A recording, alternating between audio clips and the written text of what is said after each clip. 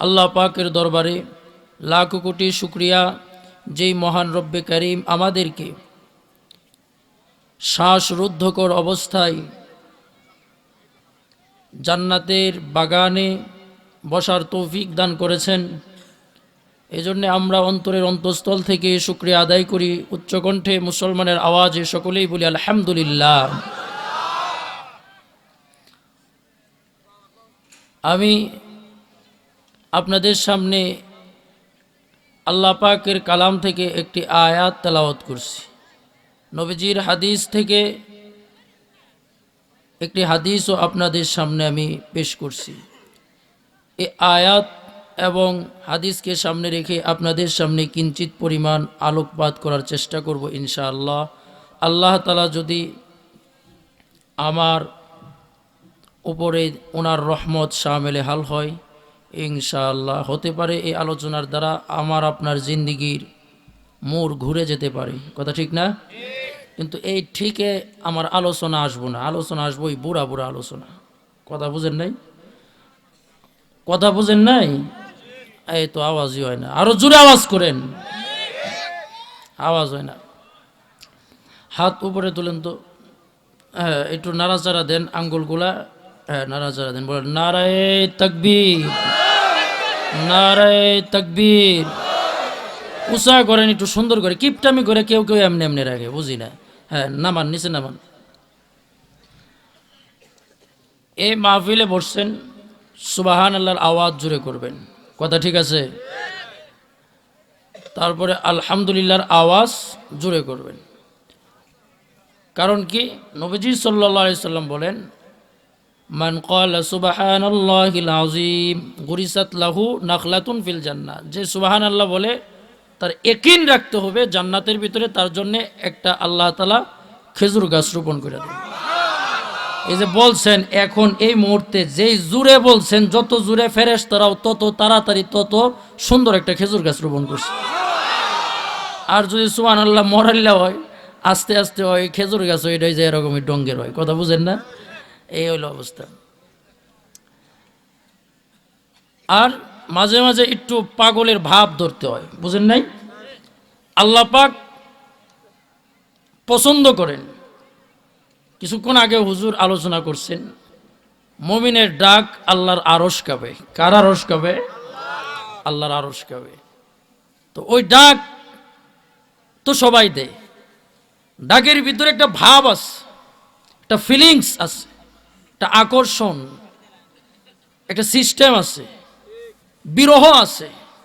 সব ডাকেই কিন্তু সব কিছু হয় না, সব গালিতেই কিন্তু মানুষ রাগ করে না। কিছু কিছু গালি আছে ওই আন্দাজে দেওয়া হয়, যে আন্দাজে দিলে ডাইরেক্ট হিট করে শরীরের পশম পর্যন্ত দাঁড়ায়, রাগ করতে চায়। কথা ঠিক না? কথা বলেন নাকি? হরচে খাহি বাসু লেকিন अंधों दीवाना बाश बा मुहम्मद हुशे बाशु बा खुदा दीवाना बाश। আল্লাহ পাকের ওলিরা কখনো মাওলা পাককে ডাকে। আমি বারবারই একটা ঘটনা, আমাদের আকাবির হুসাইন আহমদ মাদানী, উনি কেমন ব্যক্তি ছিলেন, আল্লাহ পাকের কেমন আশেক ছিলেন। ট্রেনের ভিতরে চড়বে, স্টেশনের ভিতরে গেছে, ট্রেন ছাড়ার জন্য আরো 5 মিনিট বাকি আছে। তো মৌলভী হুসাইন আহমদ মাদানী আমাদের মতো তো না যে চায়ের স্টলের ভিতরে বসলাম, বিভিন্ন গীবত শেখায়েতের ভিতরে জড়ায় গেলাম। উনি তো অনার্থক কথার ভিতরে নাই, ডাইরেক্ট শুরু করে দিলেন। আল্লাহ পাকের নামাজের ভিতরে দাঁড়ায় গেলেন, মাওলা পাকের সাথে কথা বলেন। কেমন কথা শুরু করেন? আলহামদুলিল্লাহি রাব্বিল আলামিন। চুপ করে বসে থাকেন। এই আয়াত পড়ে মাওলার পক্ষ থেকে বলা হয়, হামিদানি আবদি, আমার বান্দা আমার প্রশংসা করতেছে। আর রহমানির রহিম, আবার চুপ থাকেন। আবার যখন মাওলার পক্ষ থেকে আওয়াজ আসে, ওয়াসনা আলাইয়া আবদি, আমার বান্দা আমার গুণ কীর্তন বর্ণনা করতেছে। আবার যখন বলেন মালিক ইয়াউমিদ্দিন, হুসাইন আহমদ মাদানী মালিক ইয়াউমিদ্দিন বলে চুপ থাকে। রবের পক্ষ থেকে আওয়াজ আসে, মাজ্জাদানি আবদি, আমার বান্দা আমাকে মর্যাদা দিচ্ছে। এইভাবে মাওলা পাকের সাথে কথা হয়। এক এক আওয়াজ হুসাইন আহমদ মাদানী আল্লাহ পাকের সাথে রিলেশন করতেছে। এইভাবে রিলেশন করতেছে, আল্লাহ পাকের সাথে কথা বলতেছে। ট্রেন ছাড়বে, সময় 5 মিনিট পার হয়ে গেছে। চালককে স্টার্ট করার জন্য ট্রেনের ভিতরে চাবি দিছে, ট্রেন আর স্টার্ট নেয় না। মনে করতেছে এই চালকে কোনো সমস্যা হয়েছে কিনা, দেখে ইঞ্জিনেও কোনো সমস্যা নাই, দেখে কোনো কেউ উঠছে কিনা, না রাস্তার ভিতরে কোনো সমস্যা, কোনো জায়গায় কোনো সমস্যা নাই, অফিসারদের কোনো সমস্যা নাই, যাত্রীরও কোনো সমস্যা নাই, টিটিরও কোনো সমস্যা নাই। জিজ্ঞাসা করার পরে সকলেই, ট্রেনের যাত্রী সহ, টিটি সহ, ড্রাইভার সহ সকলেই তাকায় দেখে ট্রেনের প্ল্যাটফর্মে একজন সাদা দাড়িওয়ালা মুরব্বী মৌলভী হুসাইন আহমদ মাদানী আল্লাহ পাকের সাথে কথা বলতেছে।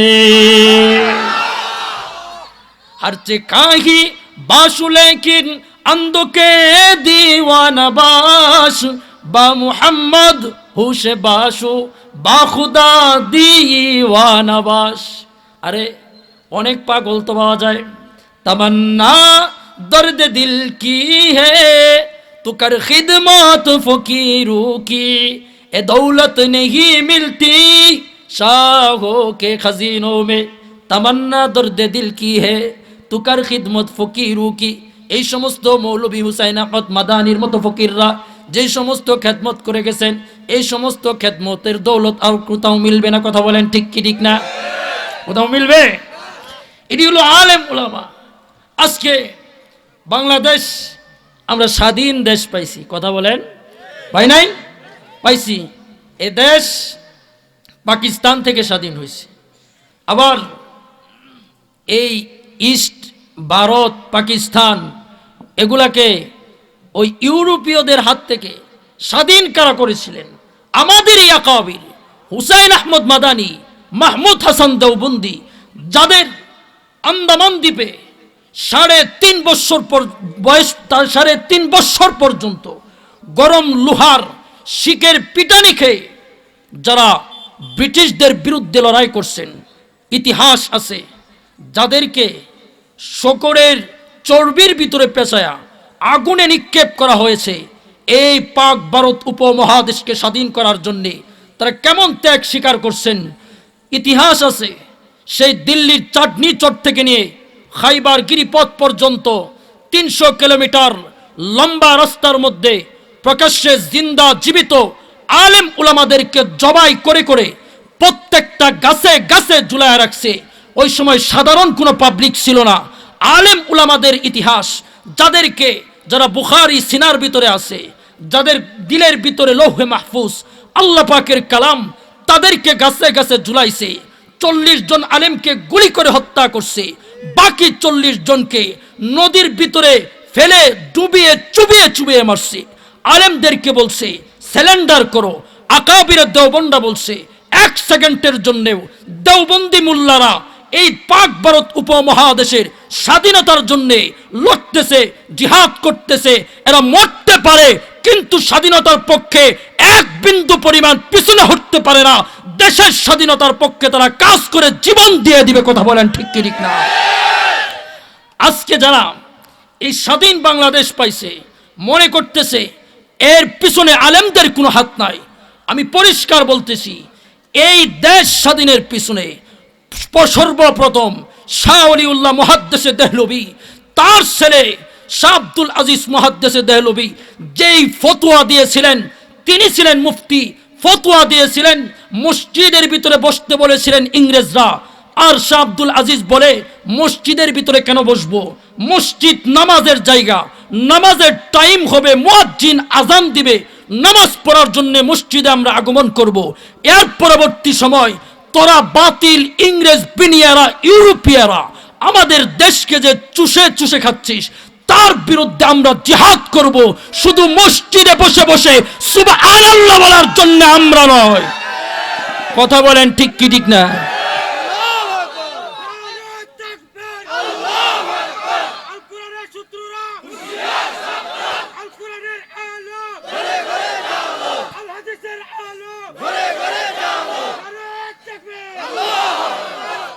সেই সূত্রকেতে আজকে আলেম উলামা হকপন্থীরা ইসলামের পক্ষে কাজ করেন না, শুধু দেশের পক্ষেও কাজ করেন। কথা বলেন ঠিক কি ঠিক না?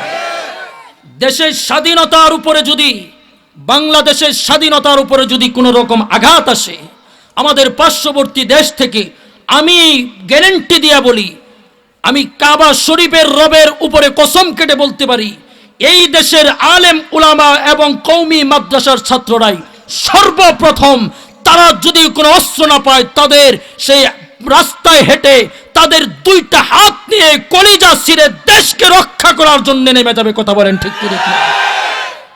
তাও আমরা দেশের শত্রু। কথা বলেন, তাও কি দেশের শত্রু?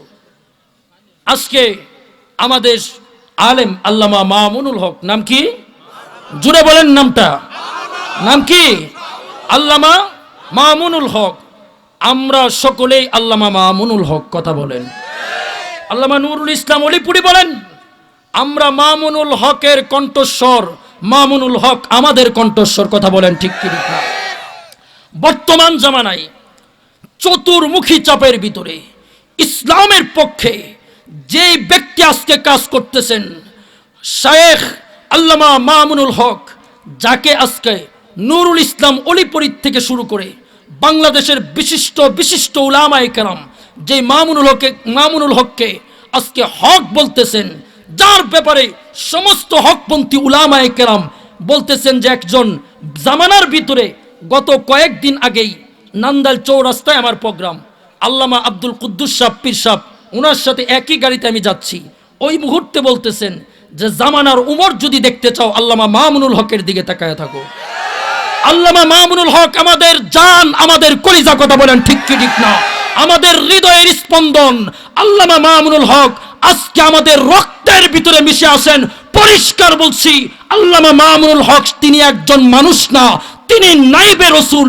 আমাদের রসুল জামানায় থাকলে তাকে যদি কেউ আঘাত করতে চাইতো, আমরা যেভাবে জীবন দিয়ে রক্ত দিয়ে আমার রসুলকে হেফাজত করতাম, ঠিক তেমনি ভাবে রসুলের নায়েব মামুনুল হককে যদি কেউ কোনো আঘাত করার চেষ্টা করে, পরিষ্কার কথা, আমরা আমাদের রক্তের বন্যা বয়া দিব। কথা বলেন ঠিক কি ঠিক না? কথা বলেন। যাই হোক, ইমানের দাবি, কিসের দাবি? আমরা তো আর মামুনুল হক হইতে পারবো না, কিন্তু মামুনুল হককে তো সাপোর্ট করতে পারবো। কথা বলেন। আমরা কি সম্ভব যে মামুনুল হক 25 বছর যাবৎ বুখারী শরীফ পড়াইতেছেন, যিনি এমন ব্যক্তি কাউকে ভয় পায় না, ডাইরেক্ট বলে মরণ তো আছেই, আজকেও মরণ, কালকেও মরণ, আজরাইল আসার আগে তো আর মরণ হইতো না। কথা বলেন নাকি? জীবন যেদিন যাবে যাবেই, এর আগে হবে না, তো যাবেই যেহেতু, ইয়াকিন যেহেতু আছে, মামুনুল হক বলে ইয়াকিন যেহেতু হয়ে গেছে, তা আমি হকের পক্ষেই কথা বলবো, বাতিলের সামনে আপুস করব না। কথা বলেন। যাই হোক, আমি আপনাদের সামনে আয়াত তেলাওয়াত করছি। আল্লাহ পাক রব্বুল আলামিন বলেন, লাকাদ জাআকুম রাসূলুম মিন আনফুসিকুম আজিজুন আলাইহি মা আনিতুম হারিসুন আলাইকুম বিল মুমিনিনা রাউফুর রহিম ফাইন তাওয়াল্লাউ ফাকুল হাসবিয়াল্লাহ লা ইলাহা ইল্লাহু আলাইহি তাওয়াক্কালতু ওয়া হুয়া রাব্বুল আরশিল আযীম।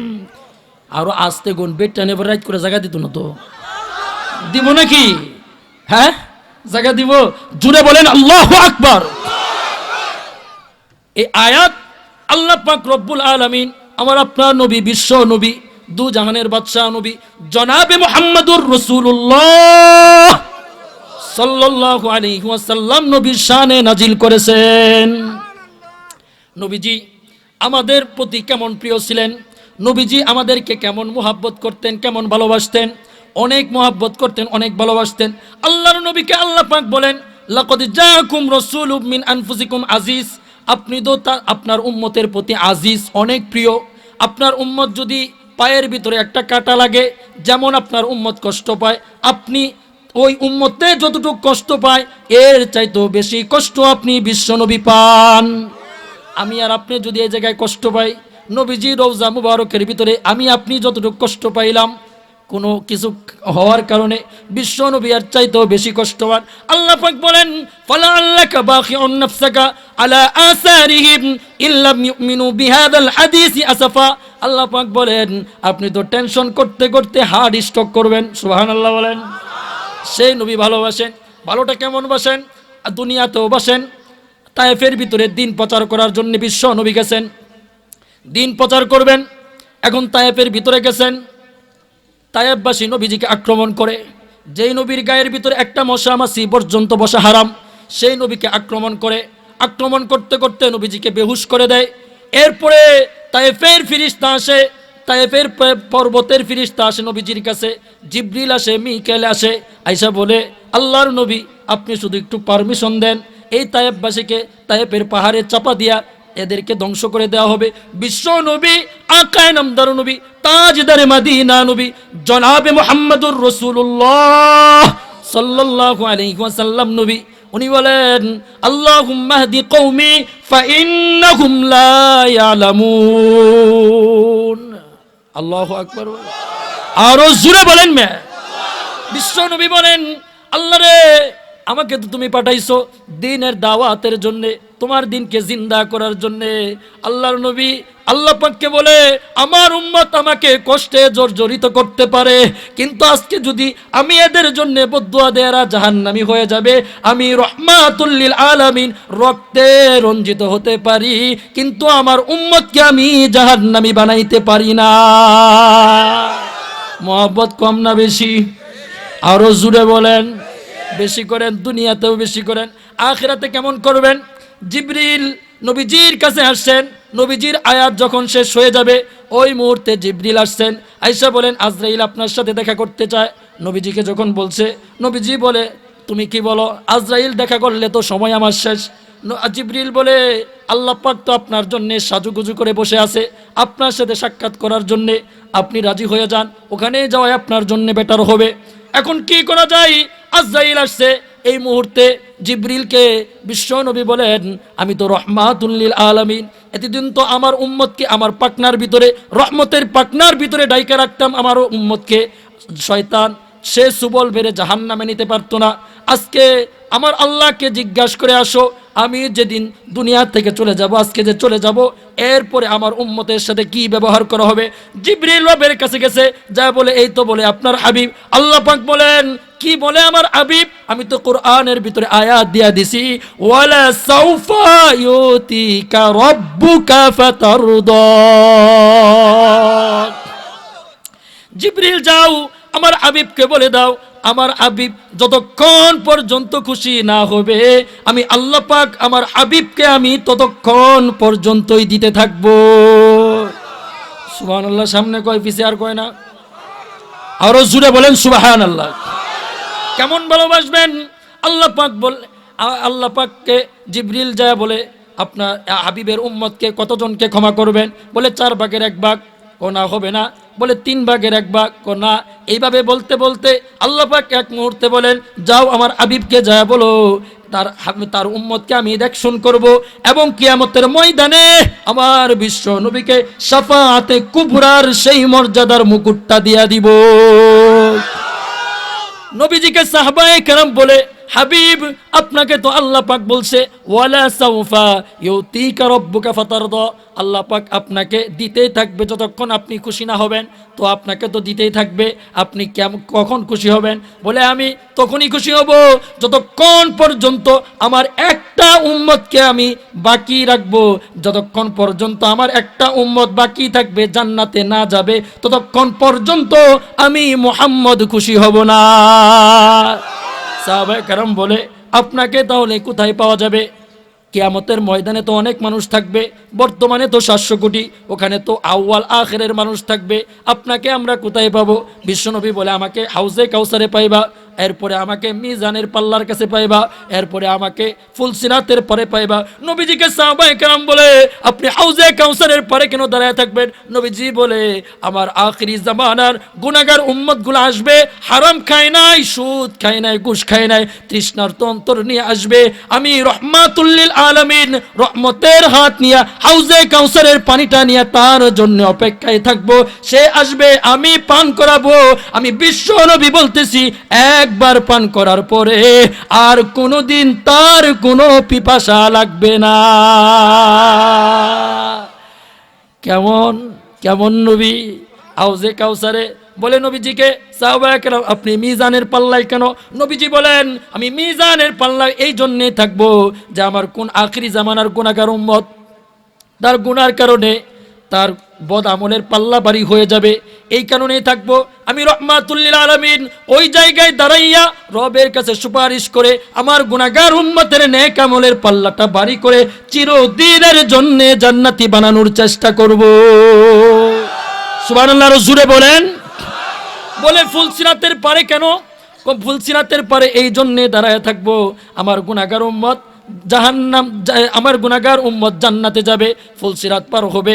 ওই মুহূর্তে ফুলসিরাতটা এমন থাকবে হীরার চাইতেও দার এবং চুলের চাইতেও চিকন। আমি রহমাতুল লিল আলামিন ওই জায়গায় দুইটা হাত আল্লাহর দরবারে তুলবো আর সুপারিশ করব, আমার গুনাহগার উম্মতকে তুমি আজকে ফুলসিরাতটা বিজলির আকারে পার করে তুমি জান্নাতে পৌঁছায় দাও। তাহলে বিশ্বনবী সাল্লাল্লাহু আলাইহি সাল্লাম আমাদেরকে কেমন মহব্বত করেন, কম না বেশি? হ্যাঁ, এরপরেও লেপের নিচে উঠতে থাকি, কতক্ষণ ঠিক কি ঠিক না, এরপরেও কি করি, লেপের নিচে শুয়ে থাকি। নবীজি সাল্লাল্লাহু আলাইহি ওয়াসাল্লাম আমাদেরকে তরিকা দিছেন এবং কি দিছেন, আল্লাহ পাক হুকুম করছেন। হুকুম কার? হুকুম কার? তরিকা কার? তরিকা নবীর। এখন নবী, আমি যে আয়াত তেলাওয়াত করছি, নবীজি আমাদেরকে ভালোবাসেন, তে ভালোবাসার আর ভালোবাসার সেই প্রতিদান কি, ভালোবাসার বিনিময় কি? আল্লাহ পাক বলে হাল জাযাউল ইহসানি ইল্লাল ইহসান। আল্লাহ পাক বলে ইহসানের প্রতিদান ইহসান হয়। ইহসানের প্রতিদান কি হয়? ভালোবাসার প্রতিদান ভালোবাসা। কথা বলেন ঠিক কি ঠিক না? ভালোবাসার প্রতিদান কি? ভালোবাসা। নবীজিকে কিভাবে ভালোবাসতে হবে, কেমনে ভালোবাসতে হবে? ভালোবাসা দুই প্রকার। কয় প্রকার? একটা হলো ইহুদি ভালোবাসা আর একটা হলো সাহাবী ভালোবাসা।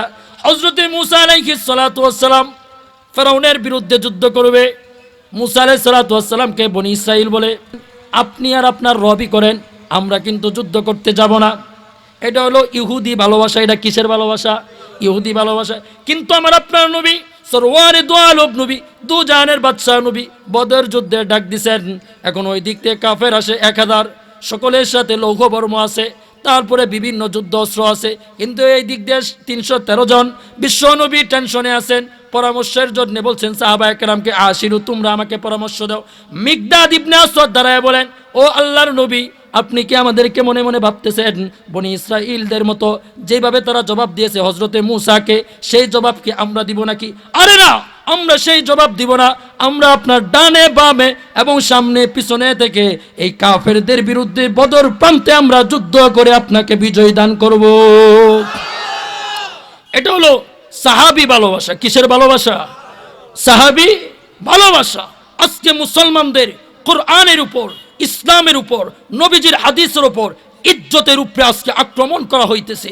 আজকে উলামায়ে কেরাম তাদের বিরুদ্ধে লড়াইয়ের জন্য মাঠে নামতেছে। নাইবে রসুলরা, মনে রাখতে হবে, নায়েব আজকে আছেন, রসুল নাই। তার মিশন নিয়ে নাইবে রসুলরা আজকে মাঠে ময়দানে কাজ করতেছেন, লড়াই করতেছেন। আর আমরা সেই নাইবে রসুলদের পাশে থাকতে হবে।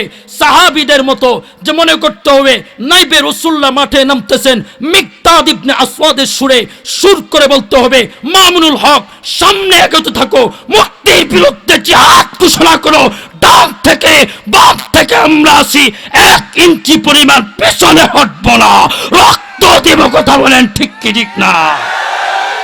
কথা ঠিক। মিকদাদ ইবনে আসওয়াদ শিখায় গেছে। কে শিখাইছে ভাই? মিকদাদ ইবনে আসওয়াদ শিখাইছে যে কি করা যায় না, রাসূল সাল্লাল্লাহু আলাইহি সাল্লামকে চতুর্দিক থেকে কি করবেন? পাহারা দিবেন, চতুর্দিকে থাকবেন, রসুলের গায়ে কোনো আঘাত খাইতে, কথা বলেন, দিবেন। দেখেন রসুল সাল্লাল্লাহু আলাইহি সাল্লামকে কিভাবে পাহারা দিতে হয়। আল্লাহর নবী, বিশ্ব নবী, দু জাহানের বাদশাহ নবী জনাবে মুহাম্মদুর রাসূলুল্লাহ সাল্লাল্লাহু আলাইহি সাল্লামকে উহুদ যুদ্ধের ভিতরে বিশ্ব নবী উহুদ যুদ্ধ করার জন্য গেছেন। এখন কাফের মুশরিকরা দ্বিতীয় পর্যায়ে এইভাবে তীর বৃষ্টির মতো বর্ষণ করতেছেন। আবু দুজানা সাহাবী, সে পিছন দিক থেকে দেখেন যে রাসূলরে তো বৃষ্টির মতো আঘাত করতেছে, তীর মারতেছে। এখন কি করা যায়? সেই আবু দুজানা রাসূলের উপর হয়ে পড়ে গেছেন। সামনে থেকে তীর আসে, আবু দুজানার পিঠে লাগে, পিছন দিক থেকে তীর আসে আবু দুজানার রানে লাগে। এইভাবে রসুল করিম সাল্লাল্লাহু আলাইহি সাল্লামকে কাফেররা তীর মানে ডানে, আবু দুজানার ডান হাতে লাগে, বাম থেকে তীর মারে, বাম হাতে লাগে আবু দুজানা। এরপরে তীর খাইতে খাইতে শহীদ হয়ে যায়। যতক্ষণ পর্যন্ত জান ছিল ততক্ষণ পর্যন্ত আল্লাহর নবীর গায়ে, রহমাতুল্লিল আলামিনের গায়ে একটা তীরের আঘাত পর্যন্ত রসুলের শরীরের ভিতরে খাইতে দেয় নাই। আবু দুজানা শহীদ হয়ে গেছে, রসুলকে হেফাজত করে গেছেন। সুবহানাল্লাহ। সেই আবু দুজানার ঘটনা কি কিতাবের ভিতরেই থাকবো না বর্তমানেও চলবো? কথা বলেন, আরো জুড়ে বলেন। এখন কি রসুল আছে? রসুল আছে? রসুলের আদর্শ আছে কি নাই? কথা বলেন। রসুলের আদর্শের উপরে আঘাত করে কি করে না? ফ্রান্সে আমার রসুলকে আঘাত করছে কি করছে না? কথা বলেন না কেন? ফ্রান্স আমাদের রসুলের ইজ্জতের উপরে আঘাত করেছে, আমাদের রসুল সাল্লাল্লাহু আলাইহি সাল্লামকে ব্যঙ্গচিত্র করেছে। তার বিরুদ্ধে লড়াই করার জন্য বাংলাদেশের অতন্ত্র প্রহরী মর্দে মুজাহিদ মামুনুল হক, তাই আল্লামা নূর হোসেন কাসেমি, জুনাইদ বাবুনগরীর নেতৃত্বে গোটা বাংলাদেশে একটা মিছিল করেছেন, একটা বিপ্লব করেছেন যা বিশ্ব পর্যন্ত তাকিয়ে আছে। কথা বলেন ঠিক কি ঠিক না? তো আবু দুজানা ইসলাম রসুলকে হিফাজত করার জন্য নিজের জান দিয়েছেন। আজকেও মামুনুল হককে দেখা যাইতেছে সেই আবু দুজানার বিকল্প এক ব্যক্তি রসুলের ইজ্জত হিফাজতের জন্য মাঠে নামছেন। ডান থেকে আঘাত করা হচ্ছে আজকে কথার মাধ্যমে, বিভিন্ন চাপের মাধ্যমে। আমার তো মনে হয় মামুনুল হক জান দিয়া দিবে, রসুলের ইজ্জতের উপরে একটা আঘাত পর্যন্ত হইতে দিবে না। কথা বলেন ঠিক কি ঠিক না?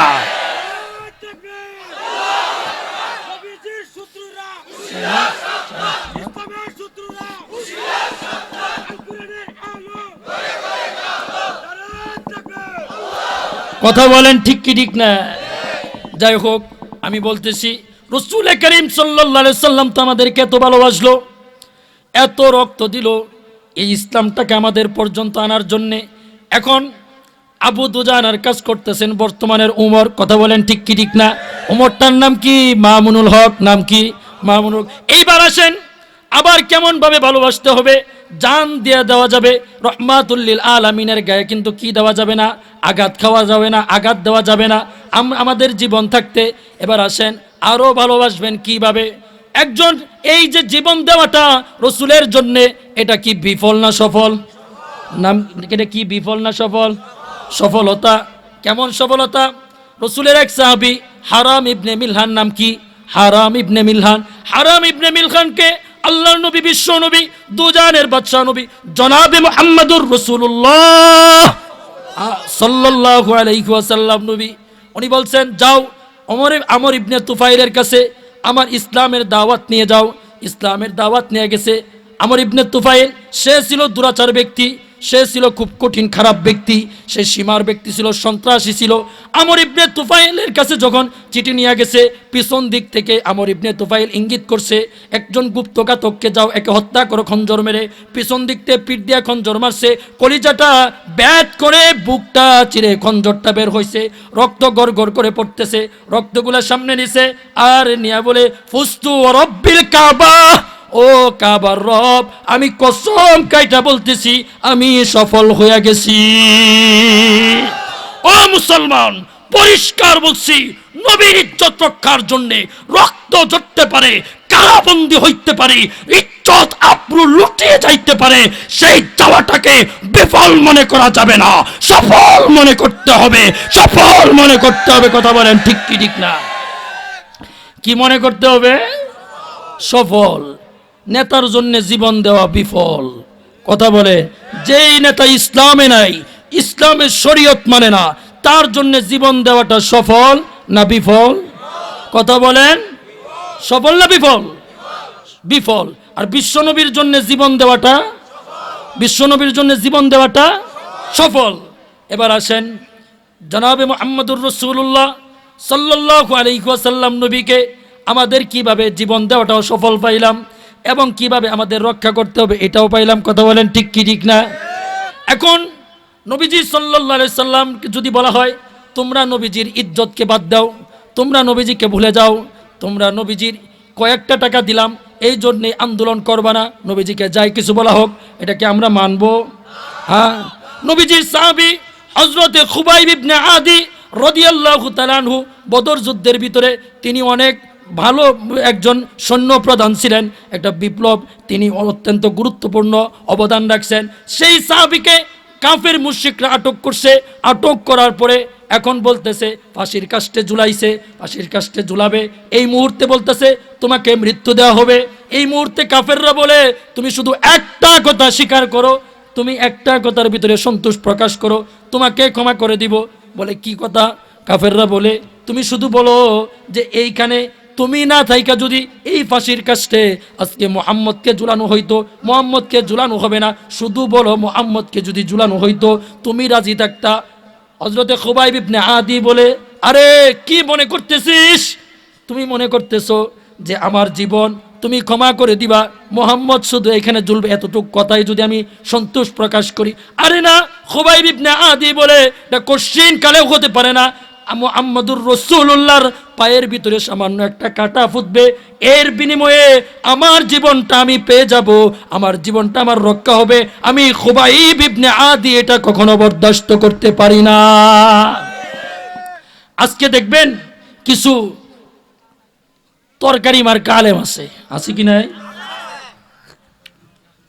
আছে না? টাকা দিলাম মাসলা বন্ধ হয়ে যায়, হক কথা কি হয়ে যায়? বন্ধ হয়ে যায়। আবার মায়ের কারণেও কি হয়? বন্ধ হয়ে যায়। পরিষ্কার কথা, যারা হক পথে চলে, যারা ইসলামের একনিষ্ঠ কাজ করে ইখলাসের সাথে চলে, যারা সত্যিকারের আলেম, তাদেরকে লক্ষ লক্ষ টাকা দেওয়া হবে নবীর ইজ্জত হিফাজতের জন্য।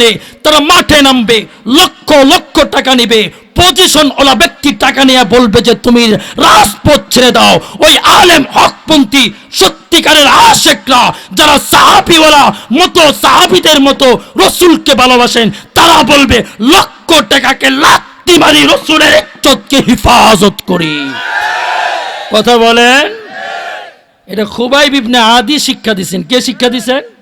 খুবাইব ইবনে আদি রাদিয়াল্লাহু তাআলা আনহু। এখন আসেন রাসূল করিম সাল্লাল্লাহু আলাইহি সাল্লামের দুশমন আপনার সামনে। কার সামনে?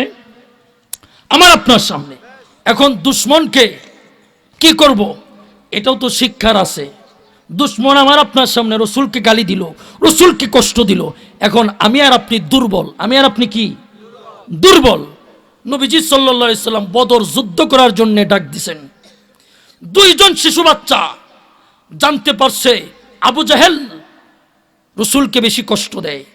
শিশু বাচ্চা ছোট, আমাদের বাচ্চারা যদি মাদ্রাসায় পড়ে, মামুনুল হকের মতো ব্যক্তিরা যখন রাজপথে ডাক দেয়, হুজুর রে কল করে কয় হুজুর আমার ছেলেটারে যেন না দেন। কথা বলেন ঠিক কি ঠিক না? ইমানের ভিতরে ঘাটতি আছে। কথা কন, ঘাটতি আছে। ঠিক কয় না, বাকিরা মনে হয় পক্ষে জুড়ে বলেন। আরে মিয়া, আজকে যদি আপনার মরণ থাকে, কালকে মিকাইলেও টাইনা নিতে পারতো না আজরাইলের হাতে। কথা বলেন না কে? নিতে পারবো? সম্ভব না। আর যদি মরণ না থাকে, আজরাইলেরও ক্ষমতা নাই জান কবজ করার জন্য। কথা বলেন? আছে ক্ষমতা? নাই। দুই শিশু বাচ্চা নাবালেগ, বদর যুদ্ধ শুরু হয়েছে। আব্দুর রহমান ইবনে আউফ একটা সেকশনে যুদ্ধ পরিচালনা করতেছেন। আব্দুর রহমান ইবনে আউফ দেখেন আবু জাহেলকে দেখা যায়।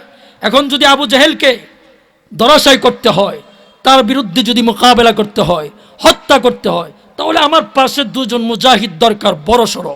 কয়জন? ডান বামে দুইজন বড় বড় মুজাহিদ দরকার। আব্দুর রহমান ইবনে আউফ এটা ভাবতে ভাবতে দুই সাইড থেকে দুই নাবালেগ বাচ্চা ডাক দেয়, চাচা। বলে কি? ডানে বামে তাকায় দেখে দুই নাবালেগ বাচ্চা। বলে যে আবু জাহেলকে চিনেন নাকি? বলে আবু জাহেলকে চিনার দরকার তোমাদের কাজ কি? চিনে লাভ কি? চিনেন কিনা বলেন। কি জন্যে? বাড়ির থেকে আহাতুল্লাহ, বাড়ির থেকে নিয়ত করে আসছি, হয়তো আল্লাহর নবীর আশেক বদর প্রান্তে থাকবে, নতুবা আল্লাহর নবীর দুশমন আবু জাহেল থাকবে। দুটোটার একটা, কখনো দুটোটা হতে পারে না। হয়তো একটা হবে, দুশমন থাকবে, না হয় বন্ধু থাকবে। কথা কোন ঠিক না বে ঠিক? কথা ঠিক। আজকে তো ইমাম সাহেব মসজিদে আছে, চাকরি করে, এখন মানুষে কয় ইমাম সাহেবের ইমামতি যায়, হক কথা কয়, তাল মিলায় চলতারে না। আরে তাল মিলায় চলে মুনাফেক। কথা বলেন ঠিক কি ঠিক না? তাল মিলাই আসলে মুনাফেক। সুদখোরের সাথেও সম্পর্ক, ঘুষখোরের সাথেও সম্পর্ক। মাস্টারের মেয়ে বেপরদায় ঘুরে, স্কুলে চাকরি করে। কেশিয়ারের মেয়ে বেপরদায় যায়, পর্দার বিরুদ্ধে বাস করে ইমামের চাকরি যায়, বলে ইমাম তো এটা ভালো না, হুজুর ভালো না। আরে হুজুর ভালো না কেনা কইছে? রসুল আসছে, আসার পরে কাফেররা তো তহমত দিছিল, অপবাদ দেয় এই ব্যক্তি নারী পুরুষ স্ত্রী স্বামীর ভিতরে বিচ্ছিন্ন করে দেয়, সম্পর্ক ছিন্ন করে দেয়। এটা হলো নবীর সুন্নত, সম্পর্ক ছিন্ন করা হক কথা বলতে যায়। কথা কই না কেমে? আরে তো এই তো বাড়া না, এই কওমি মাদ্রাসার ছাত্র, এটা 2 দিনও হইছে ট্যাং ট্যাং করে হক কথা কয়, সম্পর্ক নষ্ট করে। আরে হক কথা কয়, সম্পর্ক নষ্ট হয়। এর নাম হলো ফারুক। নাম কি? কথা বুঝছে না বস? জুড়ে বলেন, নাম কি? নাম হলো ফারুক। আর আমরা কয় হুজুররা তো তাল মিলায় চলতারে না, মুনাফেক। আরে তাল মিলাইবো কেমনে? সেক্রেটারি কথা কয় ইসলামের পক্ষে, আর সভাপতি কথা কয় ইসলামের বিপক্ষে। লাগে কথা যখন বলতে যায়, তখন ইসলামের পক্ষে যারা থাকেন তাদের তো লাগে না, আর যারা বিপক্ষে তারা তো চাকরি খাইয়া দেয়। কথা কোন ঠিক কি ঠিক না? আছে না? কথা কোন নাকি? তেল মাইরা চলার টাইম আছে? কথা বলেন নাকি? তেল মারা চলার টাইম নাই। যারা মামুনুল হকের সৈনিক তারা তেল মেরে চলতে পারে না, যারা অন্য গোষ্ঠীর সৈনিক তারা তেল মেরে চলতে পারে। আমরা মামুনুল হকের সৈনিক, কাসিমের সৈনিক, বাবুনগরীর সৈনিক। জীবন দিব, সম্মানকে বিসর্জন দিব না। কথা বলেন ঠিক কি ঠিক না? হক কথা বলবো। কথা বলেন। চাচা খারাপ লাগতেছে? হ্যাঁ খারাপ লাগতেছে? হক কথা তো বলন লাগবে, দাওয়াত না দিন। এনে কোনো আত্মীয়তার সম্পর্ক নাই, রুহের টানে আসছি, জীবনেও চিনতাম না জানতাম না এই এলাকাত। আল্লাহ ইচ্ছা করলে অন্য জায়গার দাওয়াত বাড়ায় দিব। এই জায়গার ভিতরে এই বছর সুযোগ পাইছে, এই বছর ইচ্ছা মতো করে যায়। কথা বলেন ঠিক কি ঠিক না? একটা জিকির দেন, লা ইলাহা ইল্লাল্লাহ, লা ইলাহা ইল্লাল্লাহ। জুড়ে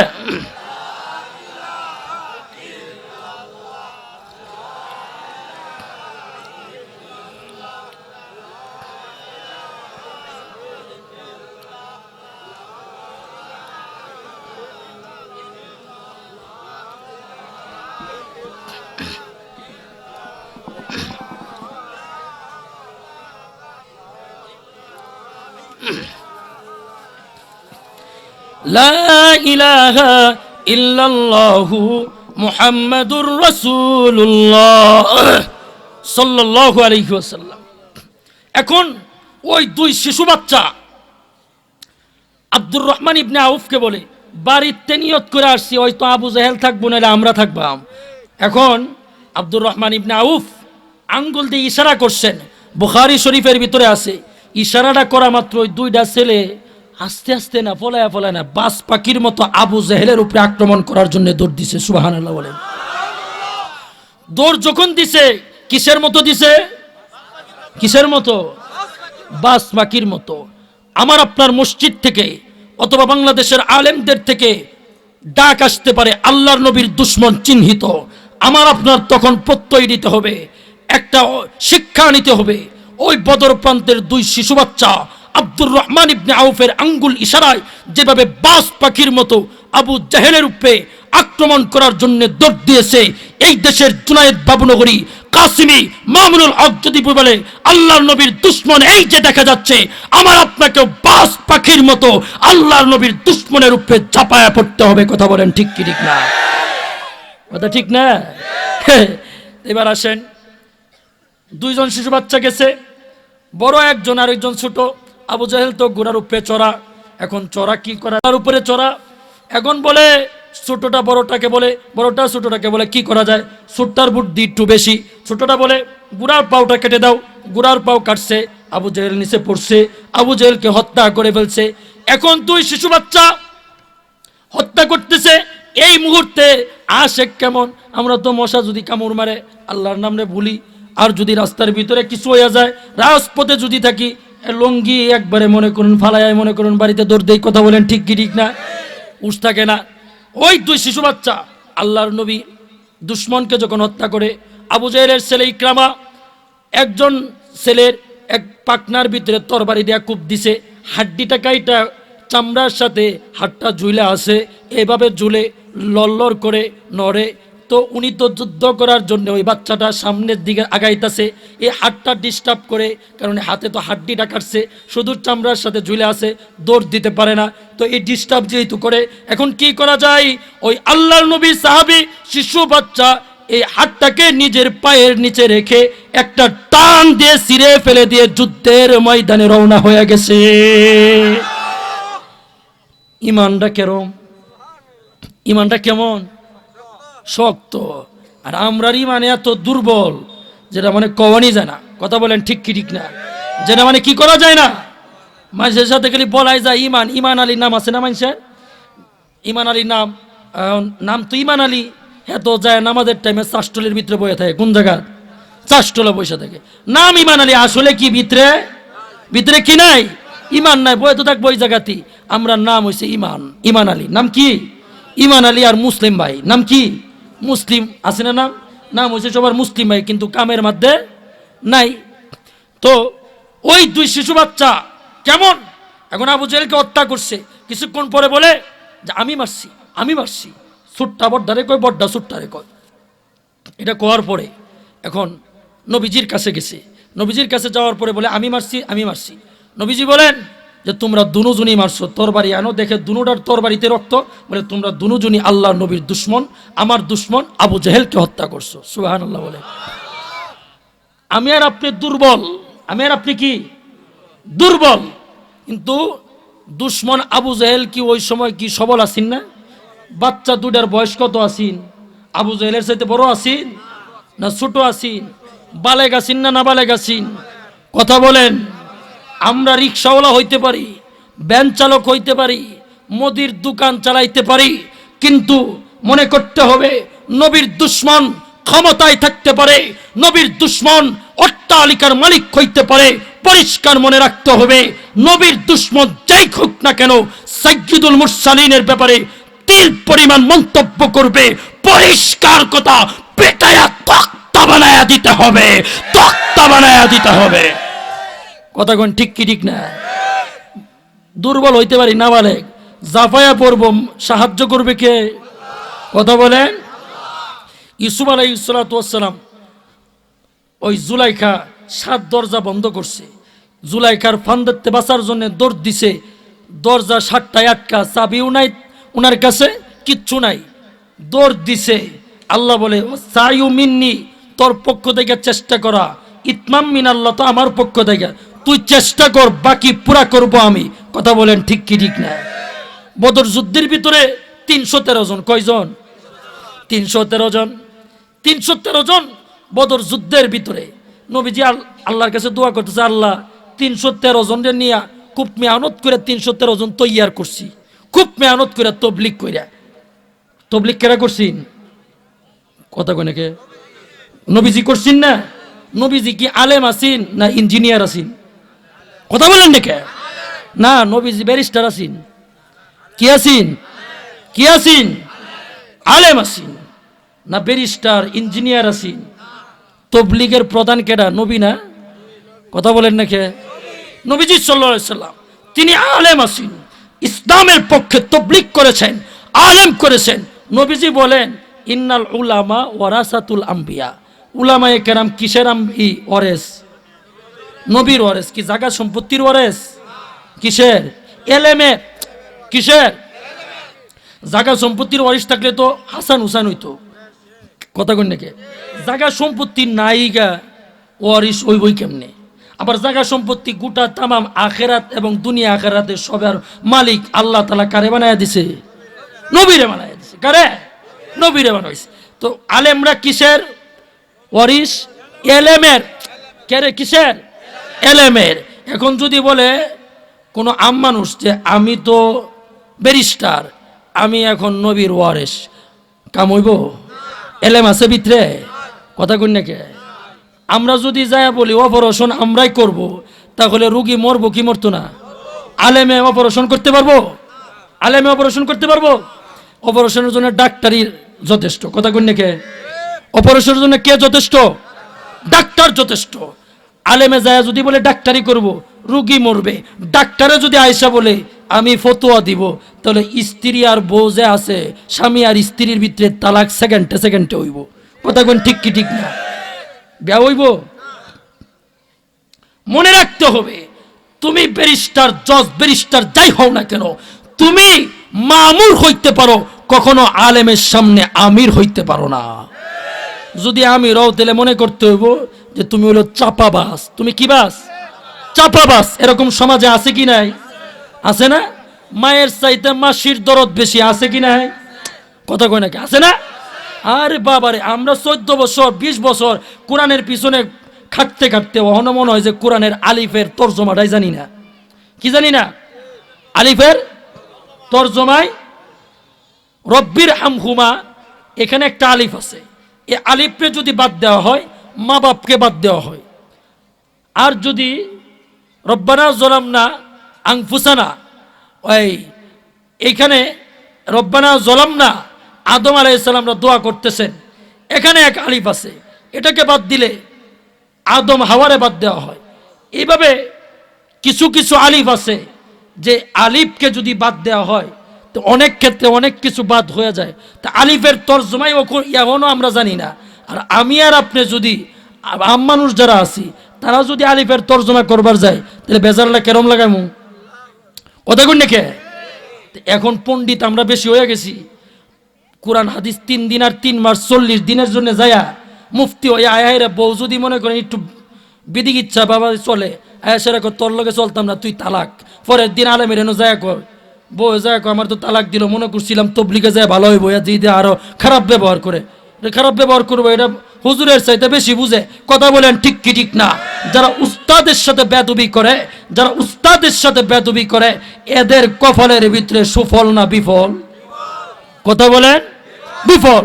মনে করতে হবে, আজকে যারা আলেমদেরকে ডাইভার্ট করে ইসলামের তবলিগের ভিতরে মনে করতে চায় আলেমরা মাইনাস আমরাই তবলিগ চালাবো, এরা আজকে বেশি বাটপারি, মায়ের চাইতে মাসির দরদ বুঝাইতে চায়। কথা বলেন ঠিক কি ঠিক না? ইসলামরে ধ্বংস করতে চায় না ইসলামরে দাঁড় করাইতে চায়? কি করতে চায়? ধ্বংস করতে চায়। ধ্বংস হইব, কারণ আমরা যদি ডাক্তারি করি রুগী মরবো, আর এরা যদি ইসলামের ভিতরে ডাক্তারি করে ইসলাম মরবো। কথা বলেন ঠিক কি ঠিক না? কুন্দাতে কুন্দা নিব আল্লাহ জানে। আর যদি আরো ধরন যাদা বলো তো, আলিফের মধ্যে আল্লাহ কি বুঝাইছে, বিসমিল্লাহর বার মধ্যে কি বুঝাইছে? আয়া যদি বলে, একজন ইমামে আজম আবু হানিফারে বলছে, ইমামে আজম আবু হানিফার জামানায় হইতাছে যে হুজুর আপনি শুধু বলেন, আলেমদেরকে বলা হইতাছে এক ইহুদি, যে ইহুদি আমার হইল স্ত্রী, এক ইহুদি মহিলা আমার স্ত্রী। এখন এই স্ত্রীটা কোরআনের ভিতরে আছে কিনা, এটা আমার স্ত্রী, বিবাহটা হয়েছে কিনা। এখন তো হাদিসের ভিতরে পায় না, উলামায়ে কেরাম কোরআনের ভিতরেও পায় না। এখন কি করা যায়? কি করা যায়? আবু হানিফার কানে আইছে। আবু হানিফার কানে আসলে আবু হানিফা বলেন, আরে এটা পাইতাছো না, এটা তো কোরআনের, তোমরা সূরাই জানো। কোন সূরা? তাব্বাত ইয়াদা আবি লাহাবি ওয়া তাব। সুবহানাল্লাহ বলেন। কেমন আলেম আবু হানিফা? আলেমের দরকার নাই, ইসলাম বাঁচাইবো কেমনে? এখন আলেমরা হতবাক্য কেমনে? আল্লাহ নিজে কইতাছে আবু লাহাব হইল ইহুদি, তার স্ত্রীকে আল্লাহ তাআলা নিজে স্ত্রী কইতাছে কোরআনের ভিতরে, ওয়ামরাতুহু, স্ত্রী আল্লাহ নিজে বলতাছে। তে বোঝা যায় ইহুদির স্ত্রী সে যে বিয়ে করছে এটা স্ত্রী হইতে পারে। এই কথা শুনছে ওই ইহুদি কালেমা পড়ে মুসলমান হইছে। আলেমের দরকার আছে কি নাই? কথা কই নাকি? আছে না? একবারে খালি বউরে মারে, একবারে কি করে? বউরে খালি মারে। এখন এই বেডি মারে, আছে কিছু আমুরাই দেয়, অন্য খেললোকে পারে না। জোয়া খেলতে খেলতে, টাস খেলতে খেলতে কোমরের তো গুষ্টই নাই, সারাদিন অটো চালাইলে আমরা রে কইতেছে না, রিক্সা চালায় বা যেটাই হোক টেহা কামায়, গার্মেন্টসের থেকে যেন নেই হোক টেহা কামায়।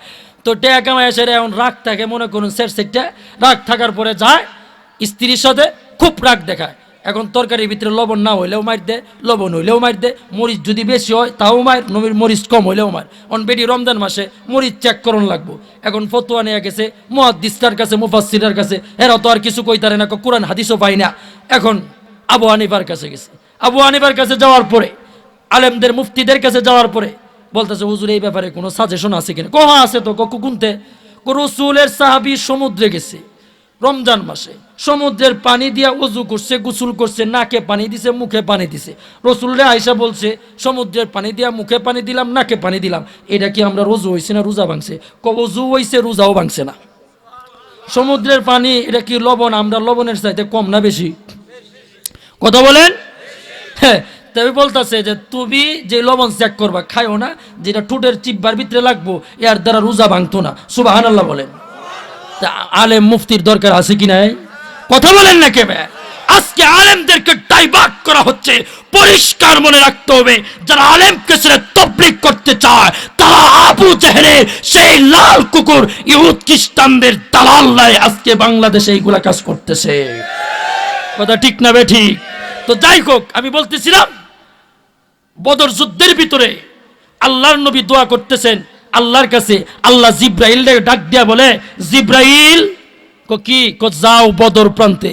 জিব্রাইল আসতেছে, আল্লাহর নবী বিশ্ব নবী কাছে জিব্রাইল আসবে। আল্লাহ পাক বলেন আজকে একা যাও না। আজকে 3000 পিছনে নিয়ে যাও সৈনিক। কয় হাজার? এইদিকে দেখেন, কয় হাজার? 3000 নবীর কাছে আসছে। আয়েশা বলে, নবীজি 3000 নিয়ে আইছে, আর কান্দন লাগতো না, আর কাঁদতে হবে না, বাকি 5000 আরো ওয়াইটিং এ আছে। যদি দরকার পড়ে আপনার ইজ্জত হিফাজত করার জন্য বাকি 5000 নূরের তৈরি ফিরিস্তা বদর প্রান্তে নামবে যুদ্ধ করার জন্য। সুবহানাল্লাহ। কয়জন নামবে? 5000।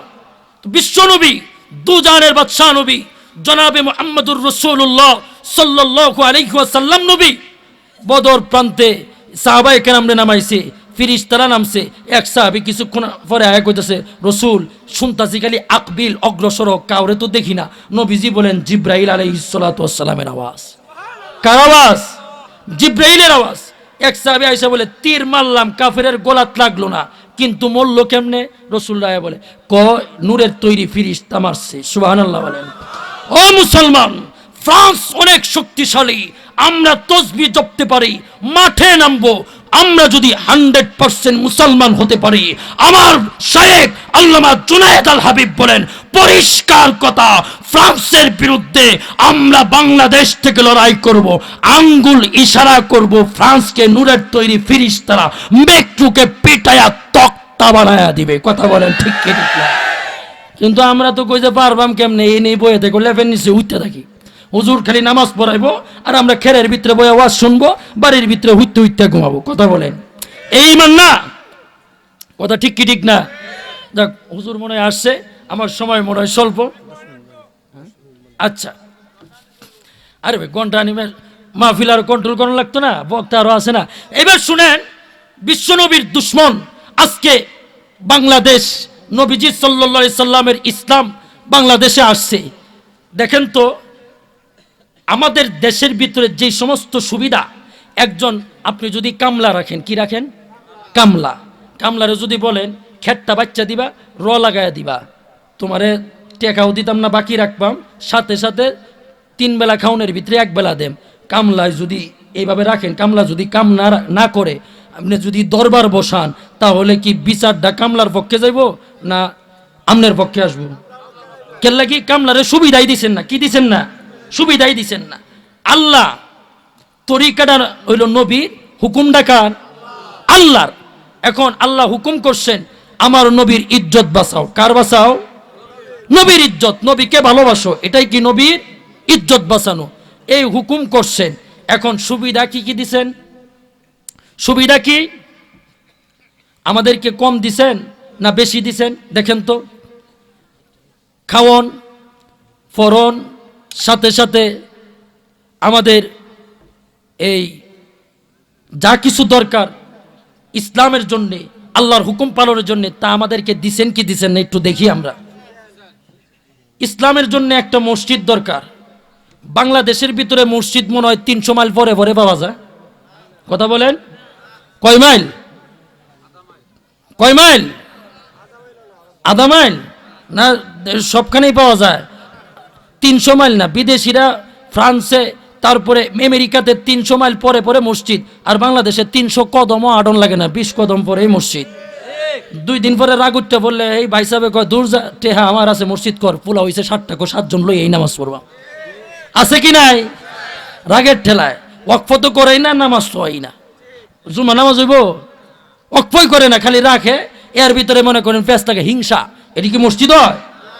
একটু হিংসাটা দমাইতো। নামাজের আসল কামই হলো হিংসা দমানো, কথা বলেন নাকি?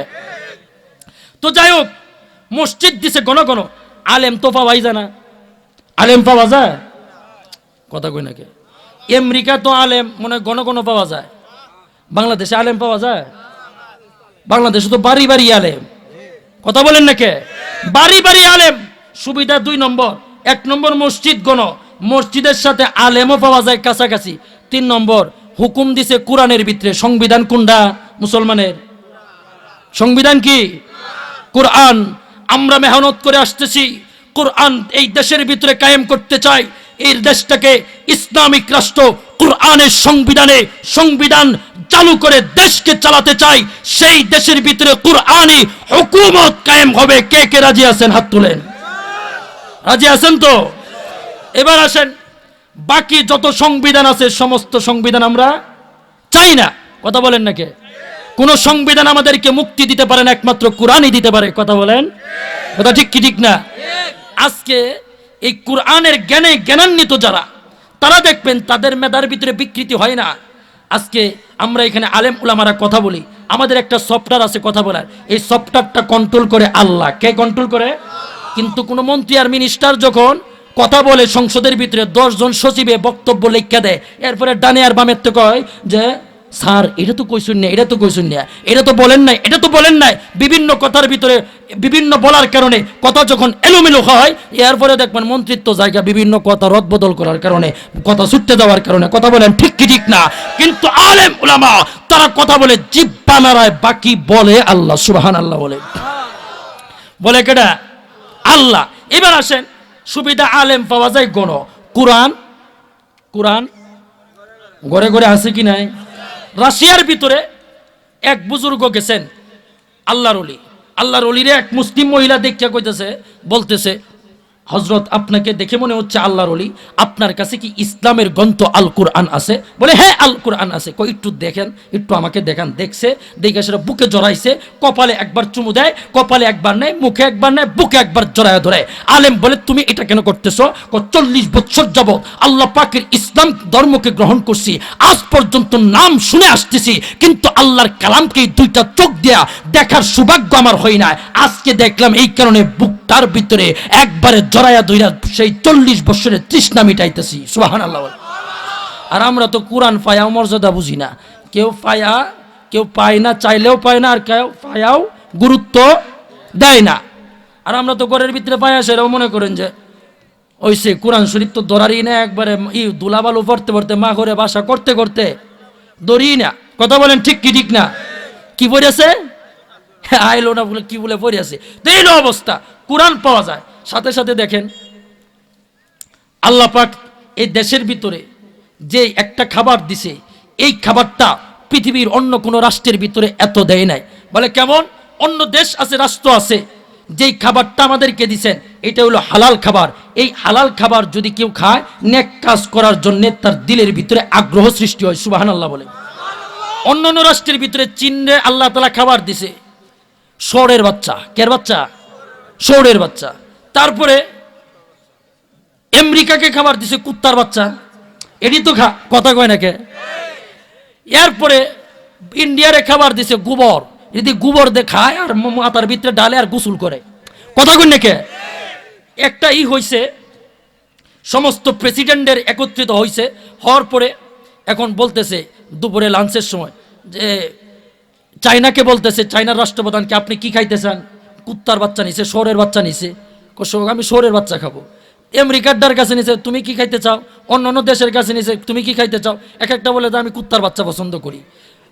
তো বাংলাদেশের এই ট্রাম্প তারে বলছে তুমি কি খাইতে চাও? কুত্তার বাচ্চা নিছে, তারপরে অফের বাচ্চা নিছে, শুয়োরের বাচ্চা নিছে, তোমার কোনটা চয়েস? এখন উনি বলতেছেন আমার চয়েস হইল ইলিশ মাছ। আমার চয়েস কি?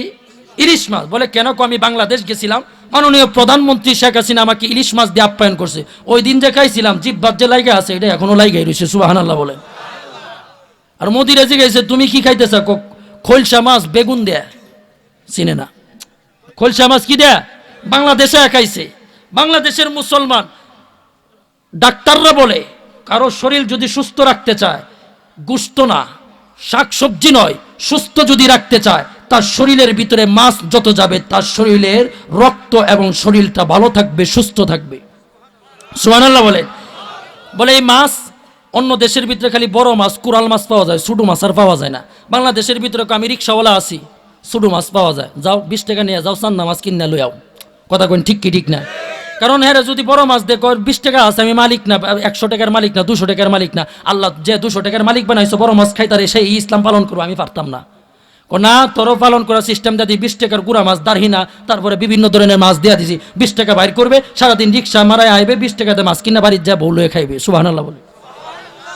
মধ্যবিত্ত কো না 20 টাকার গুড়া মাছ খেলে ইজ্জত থাকে নাকি, আমার টাকা একটু বেশি, কত লাগি দিয়ে দিলাম আরো মাছলা ধরনের মাছ বিভিন্ন ধরনের, তারপরে ওই সাফিলা, তারপরে আরো আছে না মাছলা মাছ আছে না, কথা কইন বাইম মাছ, সিরা মাছ আছে কি নাই, কইটা দিছি যা একটু বেটাগিরি দেয় খা, তুই যেহেতু একটু সম্মান উলা, নাহলে তো তুই কবে আমি ইসলাম পালন করতাম না, খালি ছুটি দিছো মাছলা দিছো না। কথা বলেন ঠিক কি ঠিক না? এই অবস্থা, এইটা বাংলাদেশটা দিছে।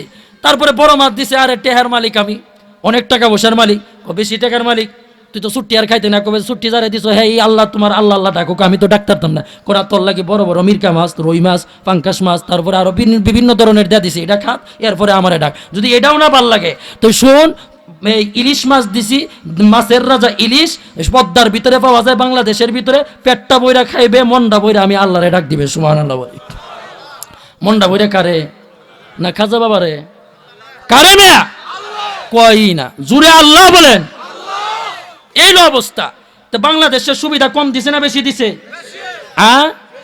এখন বাংলাদেশের ভিতরে জার্মান জাপানের ভিতরে টর্নেডো আসে, করোনা আসে, করোনার মোকাবিলা আর করতে পারে না, বাংলাদেশের ভিতরে করোনা আসছে, মসজিদে নামাজ পড়ছে মুসল্লিরা, বলে কিসের করোনা, তোয়াক্কা করি না, কুরআন মানে হাদিস মানে আল্লাহর রাসূলকে ভালোবাসি, কিসের করোনা? কথা বলেন ঠিক কি ঠিক না?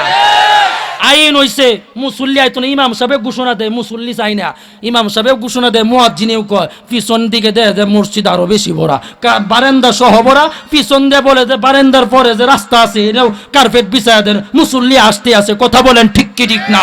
বাংলাদেশের মানুষ প্রমাণ করেছে করোনা নয়, আমাদের উপরে আঘাতের পর আঘাত আসতে পারে, কিন্তু আমরা আল্লাহকে বলতে পারি না।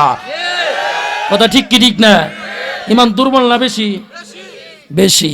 এখন এই ইমানকে নষ্ট করার জন্য 3টা দল নামছে। কয়টা দল? কয়টা? 3টা। একটা দেখবেন আছে ইসলামকে ধ্বংস করার জন্য, মাথা তো মনে করেন যে একবারে ইসলামী মোতাবেক, তারাও কোরআন দেয়, মানে পীরের নামে ভণ্ডামি, 1 নম্বর দল। 2 নম্বর দল হইল কেডা? 2 নম্বর দল হলো যারা মনে করেন ইসলামিক খেলাফত রাষ্ট্র কায়েম করতে চায়, হিজবুত তাওহীদ নাম কি, এরাও কোরআন মারে, বন্ডপীরাও কোরআন কোরআন মারে। এরপরে আরেকটা দল হইল শায়েক, টিভির ভিতরে দেখবেন শায়েক, এই শায়েকের সাথে লাল রুমাল পরা, এদের সাথে আরেকটা দল অ্যাড হইছে যারা হইল আলেম মানে না, আলেম উলামা, এরা তোয়াক্কা করে না, পাগড়ি একটা বানবো, সিস্টেম দেখলেই বোঝা যায় এরা কোনপন্থী। কথা বলেন ঠিক কি ঠিক না? কোনপন্থী? আমার আর কোন লাগতো না, আপনারাই কোন ওয়াজ, আপনারাই জানুন। কথা বলেন ঠিক কি ঠিক না? তো এই অবস্থা, এরা ইমানকে নষ্ট করতে চায়।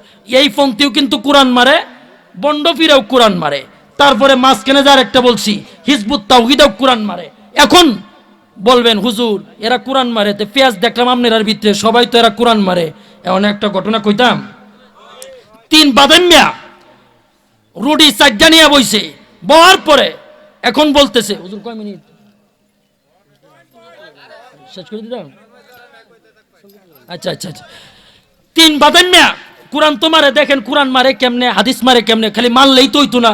কেন দেখবেন যে এই পন্থী রেনে গেছেন, এরাও কোরআন হাদিস দিয়ে ঘটনা কইতেছে, চোখ দিয়ে পানি পড়াইতেছে, জড়াইতেছে, মনে করেন যে এইটাই তো আল্লাহর ওলি। কথা কোন ঠিক কি ঠিক না? 3 বাদাম মিয়া একসাথে হইছে, রুটি 4টা, 3টা খাইছে, একটা বড়, একটা মাইজা, একটা ছোটো। এখন একটা তো রইছে রুটি, এখন রুটি দেওয়ার থাকার পরে বড়টা বলতেছে আমি হইলাম বড়, বড়রে সম্মান করতে হয়, রুটি আমারে দে। ছোটটা কয় 1 মিনিট, কে আল্লাহর রসুল কইছে যে ছোটো স্নেহ করলো না ছোটকে, সে নবীর উম্মতি না, রুটি আমারে দেন যদি আল্লাহর নবীর উম্মত হইতে চান। মাইজ দেটা অবস্থা খারাপ, আপনি হাদিস মারতেছেন, হ্যাঁ ও মারতেছে চুপটা, মাঝখানে রসুল এটাও কইছে খায়রুল উমুরি আওসাতুহা, মধ্যপন্থা অবলম্বন করেন, কেউ রাগারাগির দরকার নাই, মাঝখানতে রুটি আমারে দেন, হাদিস এইলাও মারলো। কথা বলেন ঠিক কি ঠিক না? নিজের স্বার্থের জন্য হাদিস মারলো কি মারলো না? হাদিস কি রাসূল এই কারণে কইছে রুটির ক্ষেত্রে খালি? কথা বলেন ঠিক কি ঠিক না? আজকে কিছু বন্ডামি চলতেছে, খালি বলে বন্ডর নামে বাটপারি, গরু আর ছাগল খাওয়ার জন্য কিছুদিন পরে পরে উরস দেয় গরু খাওয়ার জন্য, ছাগল খাওয়ার জন্য, ইয়াসলা করার জন্য না। এটি বন্ডপীর, বাটপার, সিটার জামানার দাজ্জাল। কথা ঠিক কি ঠিক না? হাদিস মারলো কি মারলো না? মারছে না? তো রুটি একটা রইছে, হাদিস মেরে আবার কুলাইতেছে না। এখন ছোটটা বলতেছে, ছোটটা বলে এভাবে হইতো না, আমরা একটা ঘুম দেই স্বপ্নের ভিতরে, ভালো স্বপ্ন বা এলহাম যদি আল্লাহ করে তাহলে এই খাইবো। ঘুমাইছে, বড়টা কিছুক্ষণ পরে উঠছে, উঠটা একসাথে কইতাছে, এই শুন, স্বপ্ন তো একটা বালা দেখছি। কি? জিবরিল আইছিন, আয়া সেটা আমাকে সুন্দর করে মক্কা শরীফ লয়ে গেছে। মক্কা শরীফ নিয়ে তোয়াপ করাইছে, তোয়াপ করাই আপনি হইলেন হাজি সাহেব মানুষ, আপনি যান, আপনি আপনার দোয়া কবুল হবে, আপনি রুটিটা খাইয়া ফেলান, আপনি হাজি সাহেব মানুষ, বরকতপূর্ণ মানুষ। তো আমার রুটি খাইতে বলছি, আর মাইজলেরা কত আপনার রুটি খাইতে বলছে, কেডা আইসিন? জিবরিল। আমার কাছে মিকাইল আইসিন। মিকাইলে কি কইছে তোরে? আরে আপনার নিছিন কই? আমারে নিছিল তো কাবাত। আমারে লয়ে গেছে আসমানের কাবাত, বাইতুল মামুর। ফেরেশতা যেটা তোয়াফ করে, হেন কি করছস? কই না যে তোয়াফ করলাম। মিকাইল নিয়ে আসলো, আইসা বলে যে রুটি আপনি খান, আপনি এখানে, ওইটা তো গেছে গা দুনিয়ার কাবা তোয়াফ করবার লাগি, আপনি তো মাইজদা মানুষ, লয়ে গেলাম আসমানের কাবা তোয়াফ করবার জন্য, আপনি রুটি খাইলেন, এই জন্য আমার এই রুটির হকটা বেশি মনে হয়। ছোটটা কইতেছে, তুই আবার কোন কাবা শরীফ তোয়াফ করছস? কেডা আইসিন? তোর কাছে ইসরাফিল নাই। ইসরাফিল আইব কেমনে? না মিকাইল আইসি। মিকাইল তো আপনার লগে গেছে। জিব্রাইল তোর আপনার সাথে। ইসরাফিল তো বাসি ফুল হইয়া বয়ে রইছে, ওইটার আইব কেমনে? কেডা আসিন? কপালে যে এটা হইছে আজরাইল। কপালে কোনটা? আজরাইল। কইটা আইছে? কি কই তোরে? আয়া আয়া বলতেছে, আইসা বলতেছে, ওই তোর কিন্তু সময় শেষ, তোর আর জিন্দিগিতে কোনো সময় নাই, এই রুটিটা খাইলা, তোর জান এখনই কবজ করবো, তোর জীবনের আশা পূরণ করে এলা। কয়ে বই আমি রুটি খাইছি কারণ জান তো শেষ, আর হেরা বাচ্চা থাকবো। বুড়াটা কইতাছে, সম্পদের লোভ তো বুড়া হইলে আর কমে না। কথা কোন ঠিক কি ঠিক না? এইটির আরো সম্পদের লোভ বাড়ে। কথা বলেন ঠিক কি ঠিক না? এখন বুড়া মানুষ রাগ করবো, এক কথা যে এরা কতবার কয় আল্লাহু আকবার, কিন্তু যুবকরা আবার মনে করেন কি করবো, এরা তো আপনারাও তো একবার যুবক ছিলেন। কথা বলেন ঠিক কি ঠিক না? বুড়ারা কবে সামনে বছর কিন্তু হুজুর যেগুলো দাওয়াতটার মিটিং বই বইবেলা কিন্তু আপনার নামটা একটু অন্যরকম ভাবে কই, আমি যেটা দরকার নাই, খালি আমরা বিপক্ষে কয়ে গেছি। আরে না, জান্নাতের ভিতরে বুড়া মোরা জান্নাতও যাইতো না। কথা বলেন ঠিক কি ঠিক না? সবাই যুবক। কথা বলেন ঠিক কি ঠিক না? যাই হোক, এরপরে বড়টা বলতেছে, কিরে রুটি খাইলে? রুটি তো খাইছি। কারণ কি? আজরাইল কইতাছে, জীবন তোর শেষ, রুটি খাইলা, এরা তো বাচ্চা থাকবো, এরা খাইবো না। একটু ডাক দিতালে না, আজরাইল আইসি। ডাক কেমনে দেম? আমনে জিব্রাইল লয়ে গেছে কাবা শরীফ, সৌদি আরবের ভিতরে। মাইজদারা তুই, আমি কই আসলাম, আমনেরে লয়ে গেছে 7 আসমান পরে বাইতুল মামুর, একটারেও পাইছি না, ইন্দা রুটি বয়ে খাইলছি। কথা কোন ঠিক কি ঠিক না? এরম আছে কি নাই? বাটপার সেটার আছে, হাদিসকে ব্যবহার করতেছে নিজের পেটকে ভরার জন্য। আজকে বাংলাদেশকে, ইমানকে হেফাজত করার জন্য মুসলমান একটাই পথ আছে, আলেমদের সাথে থাকতে হবে। কথা বলেন ঠিক কি ঠিক না? কোরআন হাদিস মানলেই হবে। আজকে কিছু ব্যক্তিরা বলতেছে কাবা শরীফ বলে ভাস্কর্য। কাবা শরীফ কি? মূর্তি। কথা বলেন, এরকম বলতেছে কি বলতেছে না? এদের ব্রেন কই? এরা কোরআন হাদিস কিছু বুঝে? কোনডারে মূর্তি কয়, কোনডারে ভাস্কর্য কয়, কোনডারে কি কয়, কিচ্ছুই বুঝে না। এটি কেমনে কি কইব? কাবারে কয় ভাস্কর্য, এটার মাথার ভিতরে গিলু আছে। ডক্টর জাফরুল্লাহ, ডক্টর জাফরুল্লাহ এটা মুরতাদ হয়ে গেছে। কথা বলেন ঠিক কি ঠিক না?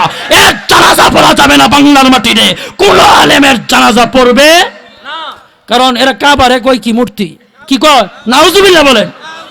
এরম কিছু আছে। আরে ভাই, আমরা তো বলি বাংলাদেশটা হেফাজতে থাকুক, টর্নেটো আর করোনা কিছু করতে পারবে না। কোরআন হাদিস মানো, সহি তরিকায় মানো, আলেমদেরকে সম্মান করো। উমর আলেম আসিন না বেঈমান আসিন? আলেম আসিন। বলছে আগুন যা, ভূমিকম্প মদিনাতে যা, খালি আওয়াজ দিছে লাঠি দেয়া, ভূমিকম্প কিয়ামত পর্যন্ত দৌড় দিছে, আর আয় না।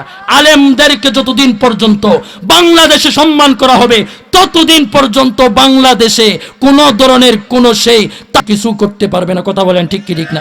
শেষ পর্যায়ে বলতেছি, আমার উস্তাদ এবং মুর্শিদ, যার কাছে বুখারী পড়েছি, আল্লামা নূর হোসেন কাসিমি, উনি অসুস্থ, আইসিইউর উনি অসুস্থ, হাসপাতালে আছেন। আল্লাহ তাআলা যেন আল্লামা নূর হোসেন কাসিমিকে সুস্থ করে দেন, সকলেই বলেন আমিন। আল্লাহ তাআলা যেন নেক হায়াত দারাজ করেন, সকলেই বলেন আমিন। এই বলে আমার বক্তব্য এখানেই শেষ করলাম। যে কথাগুলো বললাম, আমাকে সর্বপ্রথম আমল করার তৌফিক দান করুক এবং আপনাদেরকে আমল করার তৌফিক দান করুক। আমিন। ওয়া আখিরু দাওয়ানা আনিল হামদুলিল্লাহি রাব্বিল আলামিন।